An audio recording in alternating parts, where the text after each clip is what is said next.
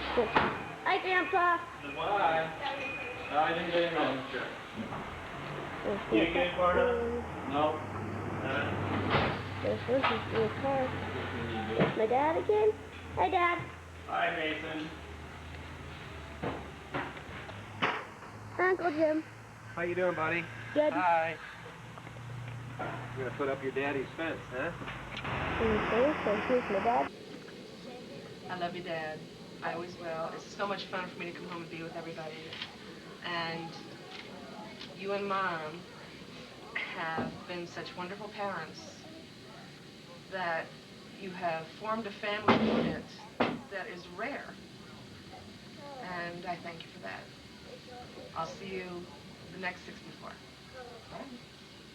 Probably. Shelmire's, July 1st, and little Adam has been over there yakking. He's a monster baby. He's not, he's a very good baby.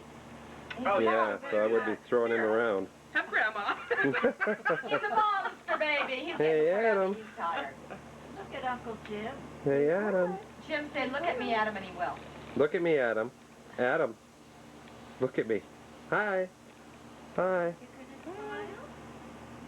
Hi. Hey there. Hey there.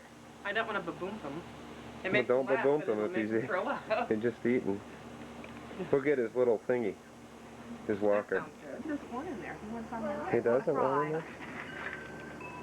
This is his newest toy. Oh, he's in Bear. Oh, and Bosco's there, and Bosco just had a bath. Songs off. Oh, Bozzy, baby black bear. Who just had a bath? His little bear. Oh, look at there. No, he'll be okay. Long enough to pictures, huh? Hi, Lindsay. Say hi to Janelle. Hi, Uncle Jim. Hi, Janelle. Hi, Janelle. Hi, Janelle. Hi, Janelle. Happy 21st birthday. Yeah. You want to take pictures of your house for us? Hmm? Come, let's show you how to use it. Something in the way. Okay, and then when you want to stop it, just press it down again. Down. Hi, Mason. Hi. Yeah. Yep. Hi, Grandma. Great idea. Hi, Sister Janelle. Yep. Oh, hi, Janelle. Wish you were here. We're having lots of fun. That's all I ask. She has to be. I hate those children. Yeah. They're kind of fun, aren't they? Okay, it's going to shoot off. To shoot off, What does that mean? that means I'm going to shoot you before you shoot me. Mine is already on. I know it. I think mine is done. I think that's the end of mine. Yep, that's it.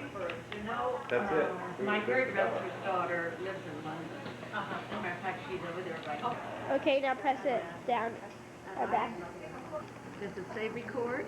It says REC. Yeah, that's recording. To Lindsay and Miriam. There's the hockey.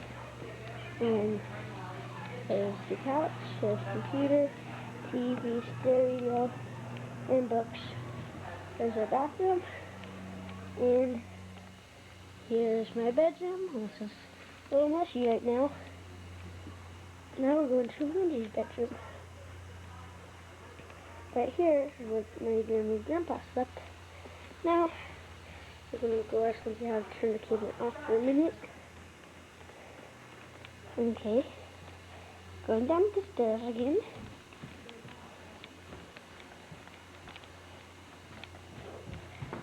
Here's the study with the computer. Can't shoot very well. Okay, here we are.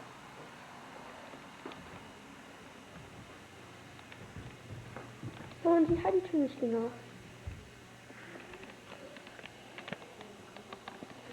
Mason, you push the red button down. Here, let me see it. Push the button down, and then you have it all blurry. Yeah, I know. How? There, no, it's not blurry anymore. Was it blurry the whole time you were doing it? Yeah. No, then it's gonna be all messed up, Mason. No, it wasn't blurry the whole time. Hey, Mom.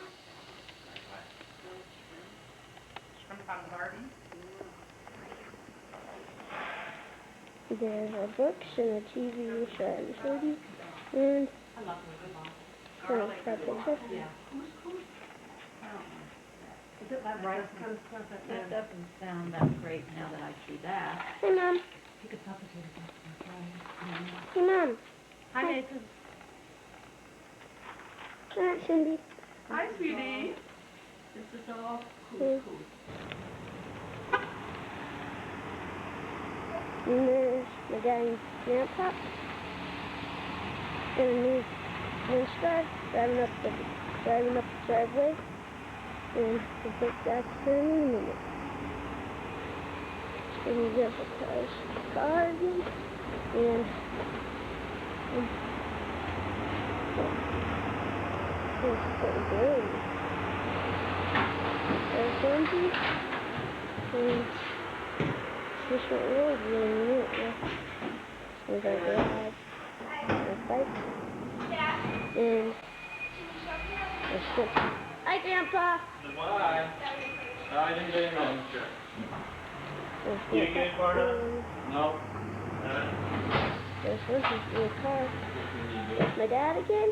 Hi, Dad. Hi, Mason. Uncle Jim. How you doing, buddy? Good. Hi. You're gonna put up your daddy's fence, huh? Okay, so here's my dad. Now, here's my dad and grandpa working on the fence. We're putting up chicken wire scamper bugs to get out. I'll be allowed out today, though. I'll probably get roasted. There's my dad. There's grandpa. I guess that's Uncle Jim over there taking down the black oaky stuff. So, there's grandpa kind of snooping around. He knows he's just sniffing it, so he knows it's his property. Hi. Hello. Where's your dad? Is he out there? Yeah, he's out playing. You want to go say hi to him?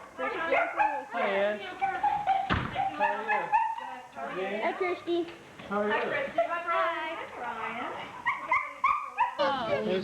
That's it. You're done.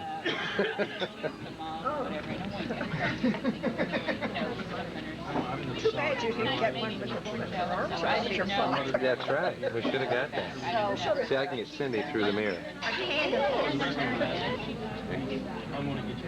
It's occasional, yeah. They're very close.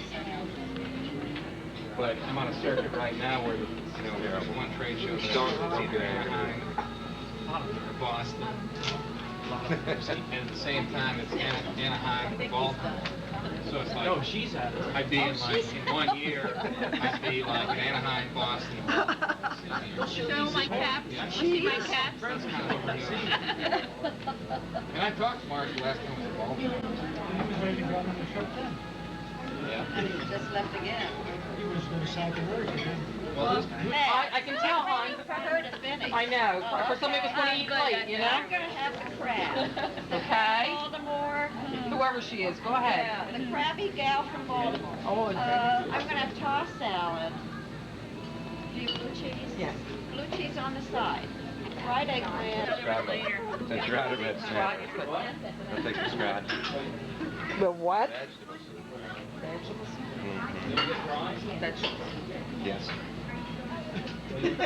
Are you doing all this so you go Or you want to pick two or what, you know? This is still the twilight time. Maria, the next time we flip one, we're using my coin. Dessert. Look at that. I'll pass. Sir. That's you in 10 Jim, years. Jim, she's None for pulling me, his shirt. thank you. Apocalypse and we're back for a second big set. Let's start off with the full tune back in Old Tune by Pink Floyd.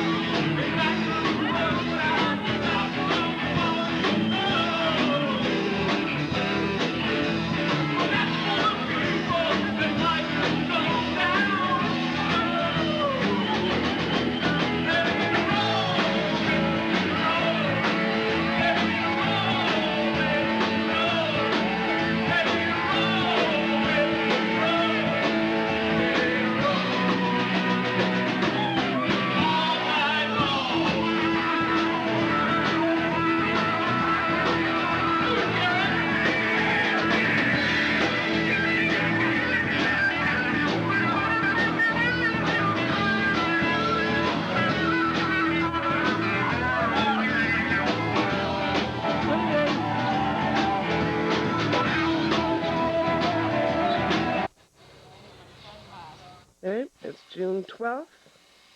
Hold on, I want a big picture. Dad, this is for your 64th birthday. It's a little idea we all came up with so you can all remember us. It's just a brief synopsis of our childhood with you. What's your favorite dad story? I've got 3 dad stories I'd like to tell. All of them being quite bizarre. My first one is a time I was vacationing with Mom and Dad, and we were at Houston Woods in Ohio, and Dad and I decided to rent bikes to go out and see some of the countryside. Bicycles or? Bicycles. I was probably 8 at the time, and all the bikes they had were made for adults. They were all much too large for me. So naturally I had to get an adult-sized bike, and Dad thought I'd be fine being a Shelmire. So Dad and I get about 4 miles, and we start heading down this huge hill, and the bike's too big for me, and I'm going too fast, and the whole thing starts to rattle like this. Next thing I knew, I was on the pavement kissing the guardrail. The bike was totaled, and I'm a bloody mess, screaming my head off. Dad had to put me on the handlebars and ride back with me 4 miles in the handlebar and was screaming. Needless to say, the vacation was cut short. And then another kind of frightening story like that is Dad had that contraption on the back of his wheel horse. Dad had that contraption like on the back of his wheel horse lawnmower. Hi. And Hi, Cindy. Well, should we just start this over? Yes. We'll just start over. But I'll try again. When Dad and I, or when we lived in Ohio in Defiance, Dad had that contraption on the back of his wheel horse tractor to like pick up leaves in the fall. You know, because Dad can't stand not having a tidy yard, even though we did have 3.5 acres of lawn to deal with.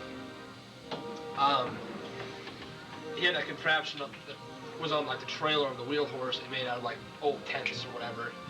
And we're going along, raking up all the leaves, we're picking them up, and we're cruising along the ravine, and Dad had gotten a skosh too close to the ravine. Entire tractor went over. Dad and I jumped off just in the nick of time. Nearly died. Terrifying. Terrifying. Dad was on the very last second trying to save the wheel horse at all costs. And it's something Dad still does to me. Like for instance, when I was young, I was a bit hefty, and so I always had to get like the husky tough skins, remember those things? I remember. Reinforced knees.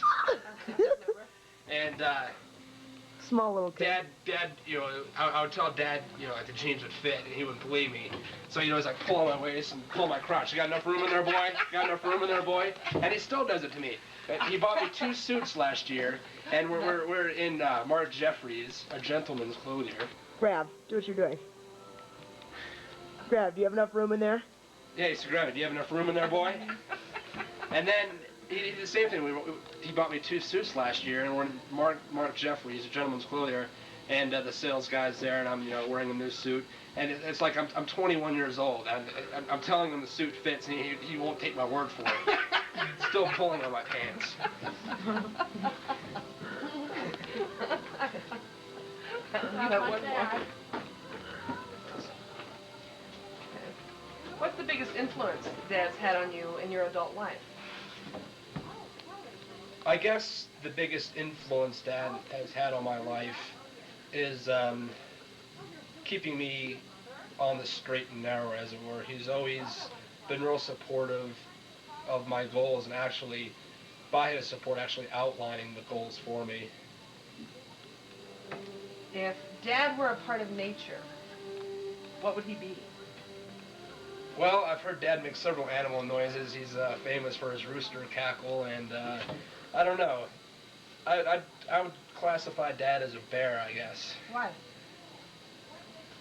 Kind of just, I think bears have a, I don't really know too much about bears, but I guess from what I'm told, bears have a very monogamous type, close-knit relationship with their family, much like I think Dad has with his. What's the best part about being a Shelmire? The best part about being a Shelmire is just the size of the family. It's great because I can fall back on any number of people when I have a problem or need to discuss something.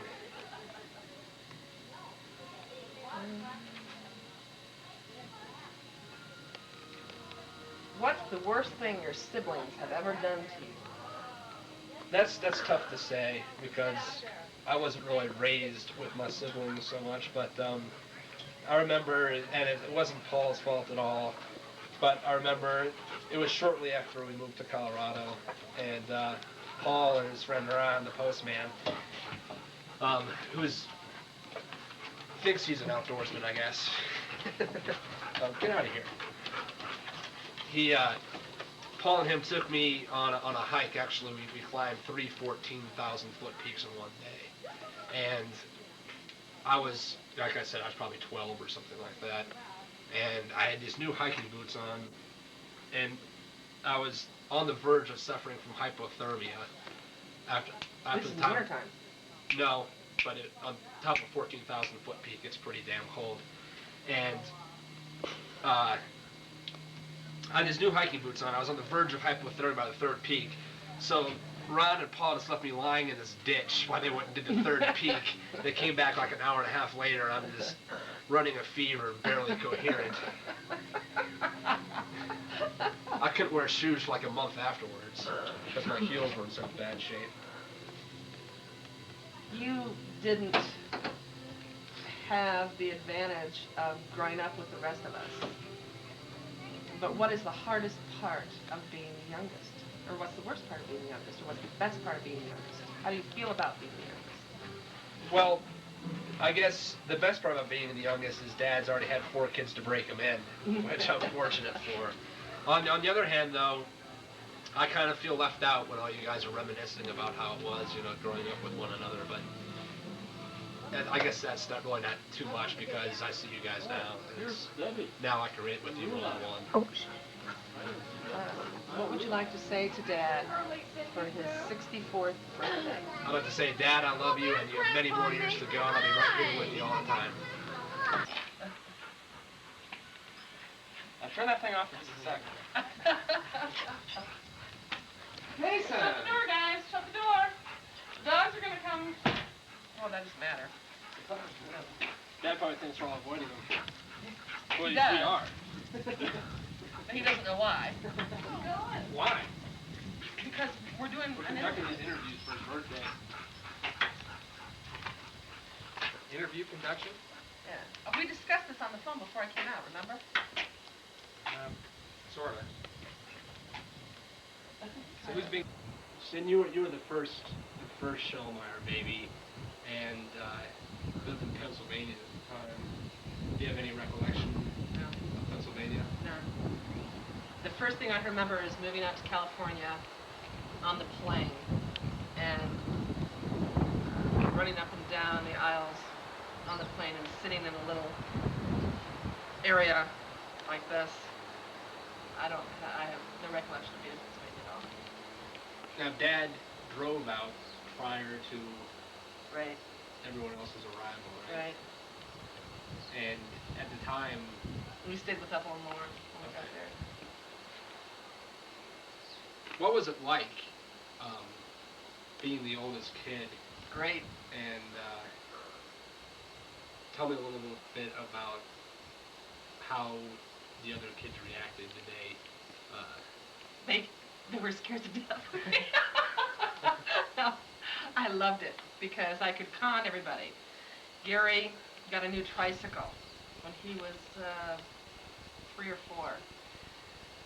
Brand new white tricycle. And I had this old little red one with no fenders.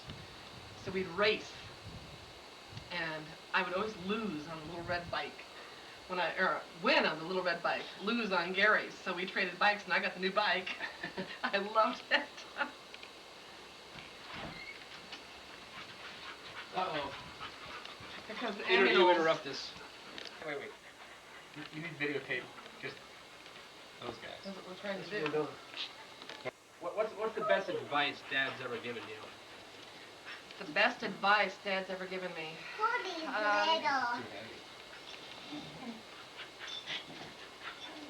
Most of his advice has been good. I can't think of any one thing offhand.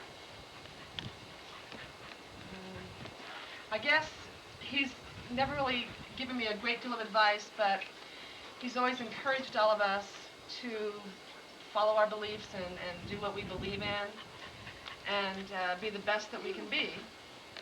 And if you follow those rules, you will be. I can't think of any one thing offhand that he told me. That's a pretty tough question. Yeah. How do you think Dad has influenced you in your adult life, which is pretty much your entire life?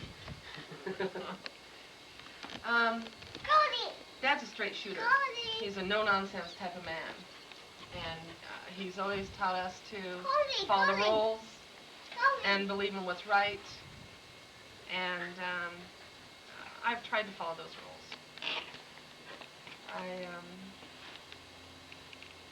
haven't been the model child, but I think it keeps life exciting for all of us.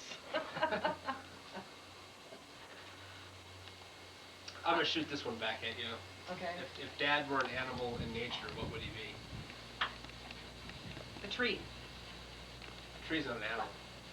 A part of nature or animal. Okay. That would be a tree because he grows up tall and he has all these branches and he always, anytime we're ever in trouble, he always takes care of us and covers us and protects us. And he's a straight shooter, just like a tree. Is there anything you'd like to say directly to Dad now? Happy birthday, Dad. We all love you.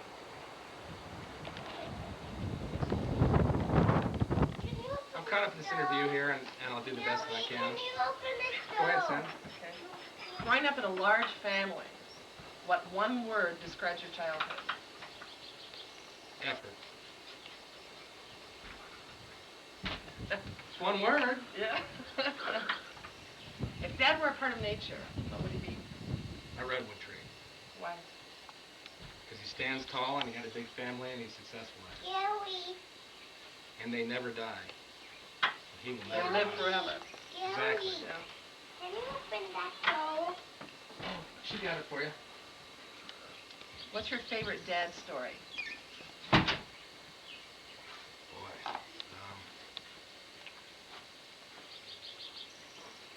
Well, I don't have a single Dad story, but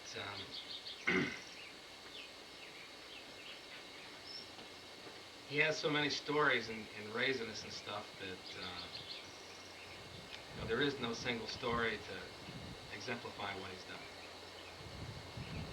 It really is. But when we're sitting around in the house, you know, we can get into Dad stories. What's the biggest influence he's had on your life?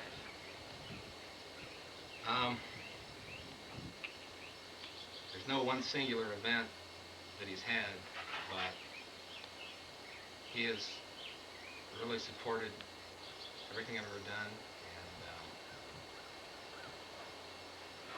he's supported me financially, emotionally, and physically in the sports that I've participated in. So. He's always been there for us. Oh, yeah. What's the best part of being a Shelmire? Being a Shelmire. That's the best part about it. We're lucky. We are. We always have each other to lean on, support. You know, if anything happens, there's someone to talk to. That's right. Best part of being a Shelmire is getting your name mispronounced by everyone else. Or misspelled. That's right. Being a Schleim dog. What would you like to say to Dad on his 64th birthday? Many more. And certainly happy birthday. Growing up in a large family, what one word describes our gathering other than toilet paper? Being loud, music, having fun. If Dad were a part of nature, what would he be? Growing up in a large family, with the exception of of toilet paper, what one thing do you think of when we all get together? Fun, noise, games, laughter. We always have fun. Hi, Dad. If Dad were a part of nature, what would he be? The king of the beast, a mountain lion. Why? Because they're the king of the beast, and Dad's pretty powerful. What's your favorite Dad story? Where is my Rulon? I think when Dad took me to get Rulon, I was so happy that I cried. And Dad told me that it was worth every dollar to see me that happy that he paid for Rulon. What is the best part of being a Shelmire? All of us together, big family, I think. Dad, Mom. What's the biggest influence Dad's had on your life? Dad's always influences my life, you know, like he does all of us. He's a part of my life all the time. What's the best part of being a Shelmire? You just asked me that, didn't you? All of us, just all of us being together. You do, you just asked me that. What is the worst thing your siblings ever did to you? Oh, I can't think of, the boys doing too much, but you, Cindy. Locking, me and Lori Bumpus were hiding under Cindy's bed, and her and her girlfriend came in and were bopping me and Lori on the head every time we tried to climb out. And that was one of the stories, and, about you taking me as a little girl to put makeup on me and using the eyelash curler on me. That was kind of painful. I hated it. You.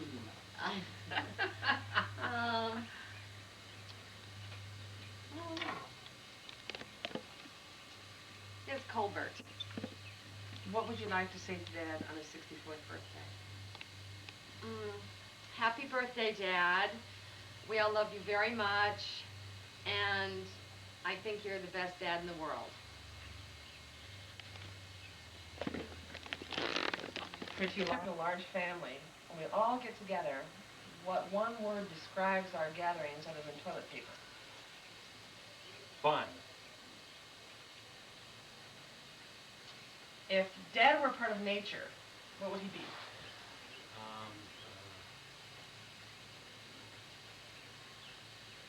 He'd be a strong dog with an attitude.